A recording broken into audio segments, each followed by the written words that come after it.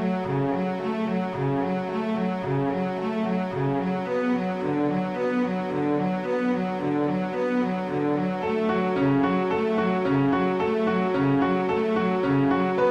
everybody, welcome back to another episode of Card Talk, a podcast where Ted just sits there looking creepy and we talk about cards from Lord of the Rings, the card game. I'm your host, Dave Walsh. And I'm Ted Bannock, and I love to talk about cards. It's just if you're not on YouTube watching the video of this, Ted is kind of eerily lit as if he were sitting around a campfire and he was holding the flashlight under his. That is exactly. So that is exactly what I'm bathing in light, some revealed light. Yeah, and I'm fine with it. Yeah, right. I'm fine. It's cool. That's true. And Grant can't be here for this ride, but he'll be here. We're trying to figure out the new job thing with him. So it's good that he's making money. It's bad that he can't hit our recording time sometimes. So he's still around. So thank you for the people who've been asking. But don't worry, if he were not going to be here, we would reveal that to you. Yeah. But we're not at all wrathful towards him. Like, there's no feeling of wrath between Dave and myself. No. And you know, Ted, that they do see the title. We got a great episode coming up for you today on Card Talk. Super good episode. Okay, so before we get to the super good episode, just so you know, I would love to. Let me take that one more time. I want to take a moment to thank all the patrons. Without the fans of the show that feel compelled to give a buck or two a month, or even a little bit more, thank you so much for your support. And we will continue to find ways to thank you for that. If you want to become a patron and help support our hosting fees and our website and what we do on the YouTubes and on the interwebs and all those places, feel free to go over to patreon.com/cardtalk2018. I point this way because that's where it's going to show up, right over here. We do have a blog. Matt keeps up with all the cards in the blog. The pod goes over by writing them down in the blog and talking about them, and provides another piece of input. If you like to read your reviews, you can do that. We also have Second Breakfast every other Sunday. Micah goes live on our YouTube channel just to talk about the game and play some games with. Sometimes he plays solo. Sometimes he gets some people to play. Sometimes he doesn't even play. One time he ranked all the heroes in the game. So you never know what you're going to get over there at the YouTube channel on Second Breakfast Sundays, but feel free to join him over there. But today, there's going to be cards. Yeah, cards everywhere you look. Everywhere you look. It's great. Right. So Ted, can you reveal what card we're talking about today, please? I will. Today's card on Card Talk is Revealed in Wrath. Is that your announcer voice? Revealed in Wrath. Hey, everybody out there. I had a little flair. Revealed in Wrath. A 1-cost tactics event that reads, play only if you control a Noldor hero. Action. Choose a non-unique enemy. Very key to read this line. Choose a non-unique enemy. Until the end of the phase, treat the chosen enemy's printed text box as if it were blank, in parentheses, except for traits. Mm-hmm. Pow. Yes. So let's Quick. take it. Let's take it from the top here. How many Noldor heroes are in the game that have the tactics icon? Okay, that are in the sphere. Mm-hmm. One, Eladan, right? Yeah. Okay. So not to say that you can't use other heroes and cheat this into play other ways. Like there's, you can definitely give somebody a tactics icon using the Song of Battle and things like that. But yeah, you only really need to have access to tactics, and then you just have to control a Noldor hero. So you can play Moblung as a tactics hero who's Gondor, and then as long as you have Elrond as one of your heroes, right, or a Noldor requirements are met. Right. Yeah. Elrond is a kind of a multi-use, multi-purpose hero. Arwen fits into that category. Yeah. There's a lot of Noldor-y heroes that you could be playing. Tactics Aragorn with hero Arwen. Glorfindel, right? Who is Spirit Glorfindel. Again, so there's a ton of Noldor in the game. Aristor and Círdan. There's a pretty big list. But yeah, you're right. Only one of them's in Sphere, so you have to be playing tactics and then one of these heroes. So I say that because every Noldor build that we see is usually Spirit in lore, right? And so it's like Aristor, or like it's Arwen, and so this card is probably not considered much when people are building a Noldor deck. But as you point out, go back to the roots of the show. The whole point of the show originally, when we started this so many years ago, was just to give people inspiration about building decks, right? And so just because it's not necessarily a good fit in a Noldor deck doesn't mean it's not going to be a good fit in a deck with a Noldor hero that happens to have tactics access, I guess is what I'm saying. Oh yeah, for sure. Yeah. And so, don't get so, pigeonholed into your Noldor build. I mean, the Noldor hole. You get your yeah. How do you get out of your Noldor hole with a Noldor? Okay. I don't know. But the point is that, maybe this card doesn't go into a Noldor deck, but it goes into that other kind of, that other general use deck that you have that has a Noldor hero in it. Yeah. Okay. Oh, yeah. People, yeah. So yeah, let's talk about the strengths of this card. First, right. Have you put this one on the table? I have not, but I've been at a table where this one has been put on. So I never get angry when this card gets played.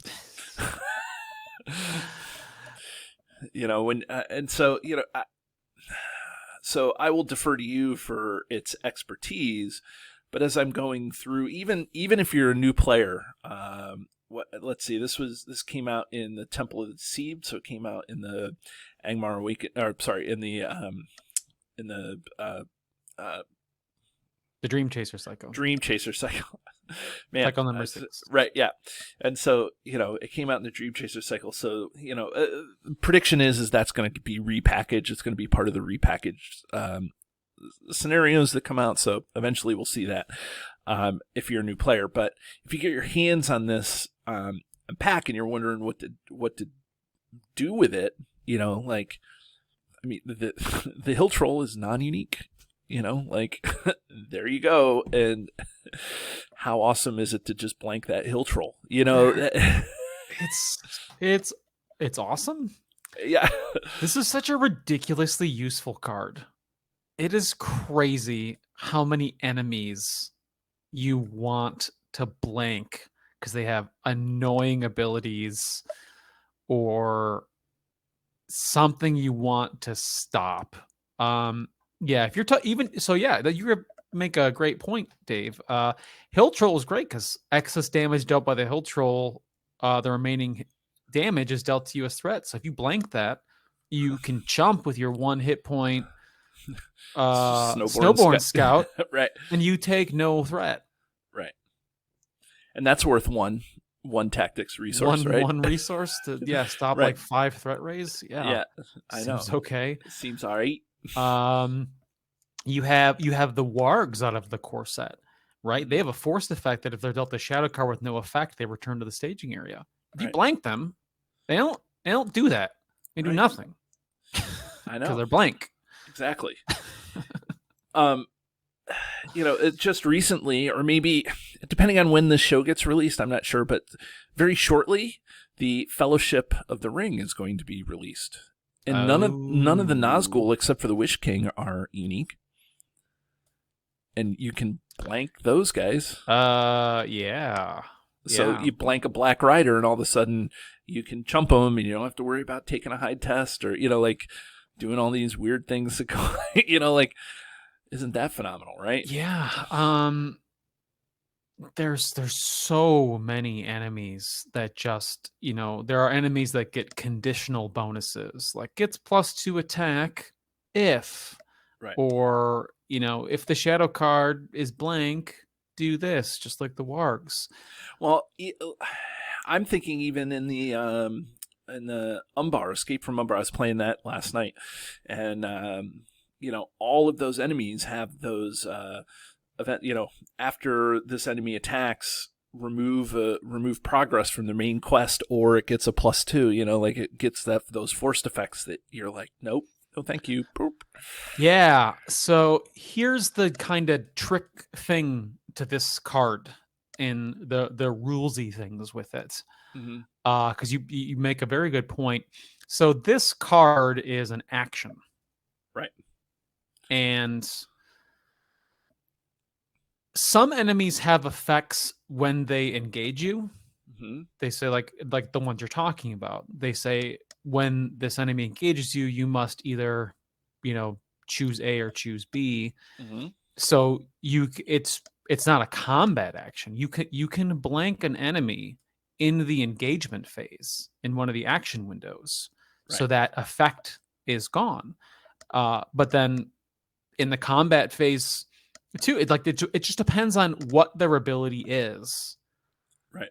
And so I think that there's an action window right at the beginning of the engagement phase, right? So you play this on one of those enemies, boink, and you engage it, and you don't have to worry about taking the whatchamacallit, doing that effect. Yeah, whatever the force. There's usually like a forced. There's some sort of forced effect that's usually like, as soon as you engage, this enemy makes an immediate attack. That's a very common one. So you blank it. You don't have to worry about it. I know that you're looking up desperately now to see if that's if there's an actual phase. So in the encounter phase, the first thing that happens is optioning, and then there's a window, and then there's engagement checks. Right.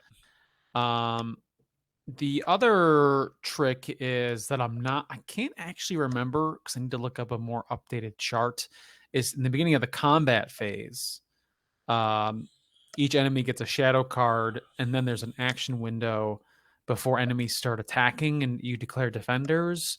But I forgot.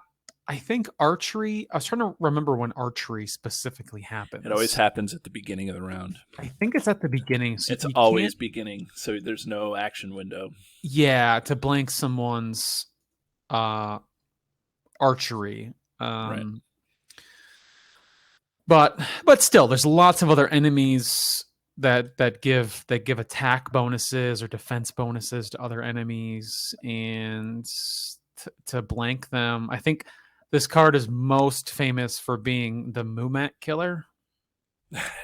Right, because that limit on its damage per round, right? Yeah, so there's enemies in the third cycle that the Mumak says cannot take more than 3 damage per round, no matter if it's direct damage or attacks.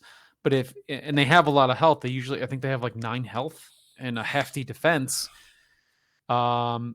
So if you blank it, you can just, go to Bree. You could just go to town on that Mumak. I know. And so good. And shoot him down in one turn.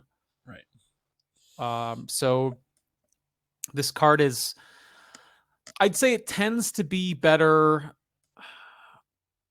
What's interesting is I want to say like it's scenario specific, because you generally want to look for scenarios that have enemies that you want to blank.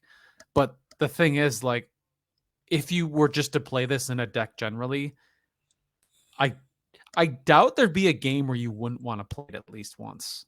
Like, there wouldn't be a turn with some enemy that has some effect, in the staging area when they engage you or during combat. You just want to blank. When does the boarding keyword go off? That is a great question. I mean, this came out in the Dream Chaser cycle, right? It did. It did. So let's see if I can find. Is it like archery? It goes when you optionally engage, right? It's during the engagement phase, right? So if you blank, right? Go ahead. Yeah. Okay. if you blank a ship enemy that has boarding, it just doesn't have boarding. Right. It just doesn't. So if it's boarding 3, you're like, no, it's none because it's blank. Right. Like for me, cards that cancel effects, like Test to Will, Hasty Stroke, and cards like this, it's really fun to just not do a thing that an enemy card says. Right. I mean, it's all right? Yeah. Like when you engage this enemy, deal 3 damage to you. Like, I'm just gonna not do that. Right. Right. I'm a Noldor. Suck it. Well, I guess the Hummer Horns are unique, but I was going to say, like, that Hummer Horns engagement thing, right? Like, they're wimpy enemies. The problem is you have to get through their engagement in order for it to be a thing. So yeah, there's so many times to play this in almost every. I'm looking at Dunlanding enemies. Dunland enemies get attack bonuses based on the cards in your hand. When they engage you, they might deal you damage or spawn enemies. There's enemies that get attack bonuses based on locations in play. There's enemies that when they attack you, they might take off a time counter in that cycle. There's so many, from the core set up until the last. There's some enemies that can't be blocked by allies, and you could blank them and block an ally. There's so many uses for this card. Yep. That even if you just if you're playing, you got any Noldor in a tactics, like you'll play it and be like, holy smokes. I think it's one of those cards where you don't see the impact it has until you or someone else plays it. Right. And you're like, oh wow, that is huge. It only is against non-uniques. A lot of unique enemies are really key to scenarios. Like you have to fight and kill a unique enemy, and they have abilities of their own to boost their attack or something. And if you could blank those, it would be quite strong. Yeah, I mean, this is one of those cards that you want to, like, if you don't know how good it is, play it, and then, just try it and see what happens. Yeah. Then you're going to want to play it pretty often. I wouldn't say that it necessarily is a staple in a deck, but it's pretty good, It's pretty good. Yeah, I think there's lots of ways you can get around a lot of these effects that we're talking about. Maybe not boarding as much, but you definitely can get around some of these effects. Hobbits just don't engage people. You can attack the staging area. I mean, there's things that you can do. So it's but you shouldn't overlook this as a strong tool in the toolbox of dealing with big, bad, nasty enemies, especially the ones that we talked about. So, yeah, I can think of enemies in every single cycle. It's just playing it it's a little wonky with its access because you only have that single Noldor tactics hero, and it might not come to mind when you're building a deck. But yeah, you mentioned some great heroes, and there's mentioned some great heroes, Ted. Yeah. I didn't mention any heroes. There's Círdan and Galdor and Glorfindel, Spirit Glorfindel. He's usually used to attack enemies because of his 3 attack. Right. So you got Spirit Glorfindel, and then any tactics hero you're blanking enemies just like he did. Yeah, did, I mean, which- and you can use any MOTK hero. You can Sword Thane a Noldor That's and use true. those. Like there's lots of ways to get around that Noldor hero requirement at this early on in the card pool that you were stuck. But now there's lots of ways to get around. I didn't even think at all. But I still think that you're not playing this in necessarily a Noldor deck because you're not playing tactics in that Noldor deck where you're discarding everything and bringing it back to your hand and playing everything from your discard pile and that sort of stuff. Yeah. Okay. Well, anyways, even with Messenger of the King, there's no unique tactics Noldor's allies. Okay. Yeah, it would come up on this filter here. Yeah. And it's not. There's not that many in that sphere. So yeah, very, very There's narrow. not that many. There's not any in that sphere. There's none. There's none. No, there's none. But you can also use, like you said, you can use those MOTK heroes to build a deck and then have a different hero that's tactics. There's other. It doesn't say that it has to be a tactics Noldor hero. Right. You other Noldor heroes in different spheres, and it can have the tactics access. Right. Right. And so, yeah, I mean, should we talk about the art? I would. Yeah, let's talk a little bit about the lore. And the art kind of is the lore, right? It's kind of all tied together. So yeah, I mean, as far as I know, this has got to be Glorfindel when they crossed into Rivendell at the river, right? I mean, that's what I get. The fort of the Brunnen. Yeah, the fort of Brunnian there. That and the 9 riders getting killed by the 9, and the movies have that all wrong.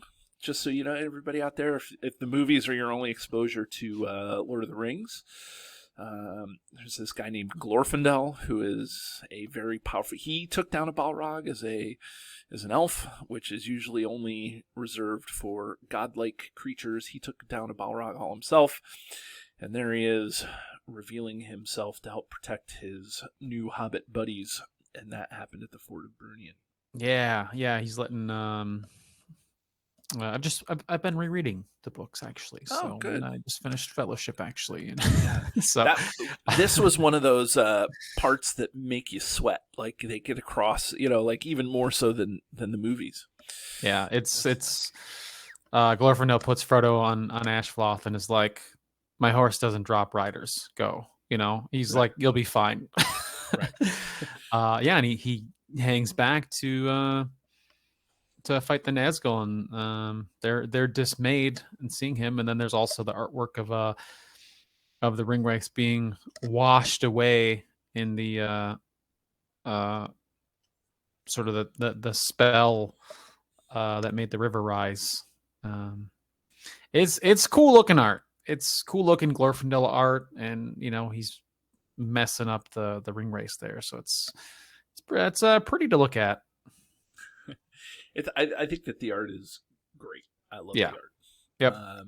And the deeper I get into Lord of the Rings and Tolkien, the more I appreciate that this art represents something that is not in the book, that's not in the movie. That the deviation from the source material versus the movie. So this is an image that nobody had before, on paper. You know what I'm saying? Like it's not right. It's not modeled after like an actor that right because Glorfindel wasn't part of the movies. So right.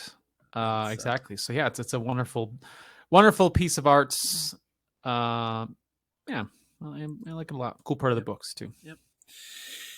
Well, let's ring this guy. Let's ring it up. Let's ring it up to the Card Talk register. Right. So for anybody who doesn't know, or maybe new to the pod, or maybe have forgotten, we have a highly scientific yet arbitrary system where we ring a card on a scale from 1 to 10, where 1 is the card that we think is the one card to rule them all, or the one of the best cards in the game, and 10 is the card that we throw back into the fiery chasm from whence it came, or card that we think is trash.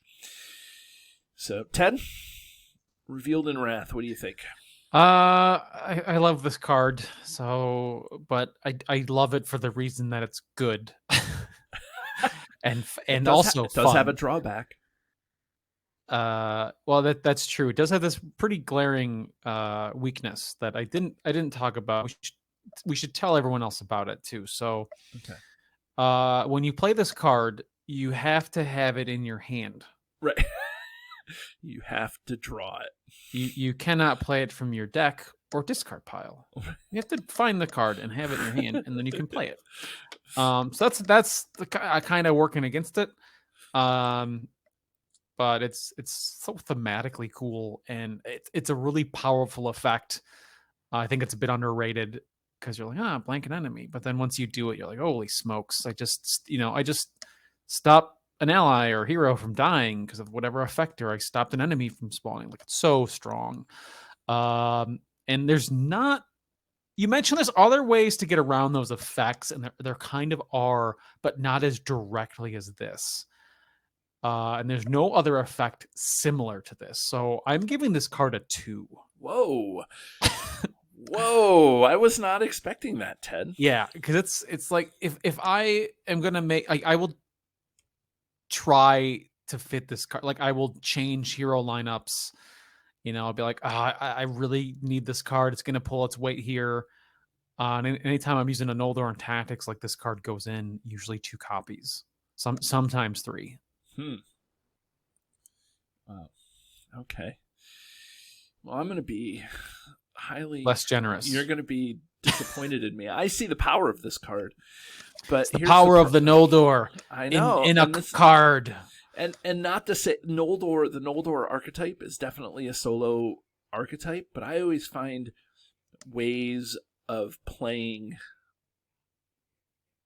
different cards where I don't need this card. Like, this card, let me say it a different way, because this is how I always rank a card, is that, like, this card doesn't necessarily inspire me to put together a Noldor deck, or a deck where this card would be in. Okay. Sure. Yes, I can put this in a deck that I have pre-built. I could put it in my Sylvan deck that's got, because Galadriel is a Noldor, but yes. Yeah. but it's just not. But that deck handles everything in a different way, right? So sure. I don't need it. So I understand where you're coming from a 2, but I'm not inspired by this card, and I don't think that takes away its greatness. I just think that it's not the way that I play. I have a play style, and this doesn't match where I go. So unfortunately, I'm going to have to go the other way, and I'm going to have to give this guy a 7. 7. We totally disagree on this. It'll be interesting to see how Matt loves it or hates it over at the other. And I don't hate this. I just am not inspired by it. Like, he'll probably fall in the middle. I'm going to say probably 4.5. Yeah, he'll be like, it's a 4. It's good. Perfect. And then it won't be. Maybe not. I don't know. Like I said, I've never played this card. I've built decks for, how many years now? I got the game in 2014, so I've been building decks for this game for 8 years. I know there's no Hobbit on it, so I know that you're not prone to play it. But yeah. I mean, it's so, I don't know. But like I said, I don't mind it when other people play. I love to see other people play it. So I don't know. Yeah, it's pretty nifty. So check it out. Revealed in Wrath. Okay, folks. Everybody. That's the card, and we'll catch you again next week as we talk about more cards in the game. Have a great day. Do you love the content? Here's what you can do to stay connected. Become a patron. The money collected through Patreon goes into keeping the lights on here at the podcast. We love our patrons, and you can join at many different levels. Visit patreon.com/cardtalk2018. You can subscribe to us, whether you're watching our YouTube channel or you're listening to us in your favorite podcatcher. Hit the subscribe button to get notifications of all our new episodes. Didn't know we were an audio podcast? Find us by searching Card Talk to get access to our 120 plus regular episodes. Didn't know we were a video channel? Find us by searching Card Talk LOTR LCG on YouTube. And there you can find not only our regular episodes, but you can find our bonus playthroughs and other content related to the game. Want to get a hold of Ted, Grant, or myself? Feel free to email the podcast at cardtalk2018@gmail.com.